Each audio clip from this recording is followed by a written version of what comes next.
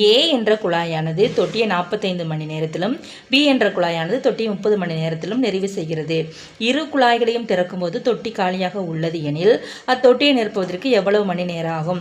நமக்கு சம்மு தான் பெருசாக இருக்குது, ரொம்ப ஈஸியாக செய்யலாம். இப்போ பார்த்தீங்கன்னா இந்த மாதிரி சம்மெல்லாம் நம்ம எப்படி பண்ணுவோம்னா தலைகீழாக போட்டு எழுதுவோம். இப்போ 1/a = ஏங்கிற குழா வந்து 45 மணி நேரத்தில் நிரப்புதா, அப்போ ஏ 1/a = 1/45 போடுறோம். பி குழாய் வந்து எத்தனை மணி நேரத்தில் நிரப்புது? 30 மணி நேரத்தில் நிரப்புது. அப்போ 1/b = 1/13 போடுறோம்.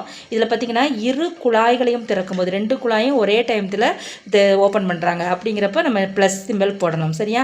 அப்போ 1/a + 1/b = என்னது? 1/a வந்து 45, 1/b வந்து 30. அப்போ 1/45 + 1/30 இது ரெண்டுக்கு நம்ம எல்சிஎம் எடுத்துன்னு பார்த்தீங்கன்னா 90 வரும். இதை 45 2 டைம்ஸ் மல்டிபிள் பண்ணால் 90 வரும். அதனால் இங்கே 2 போட்டிருக்கோம். 3 டைம்ஸ் பண்ணால் நமக்கு வந்து 90 வரும். அதனால் இது 3 போட்டிருக்கோம். இது பார்த்திங்கன்னா 5/90 வரும். அடித்து போட்டால் நமக்கு 18 வரும். அப்போ இதுக்கு ஆன்சர் வந்து 18 மணி நேரம்.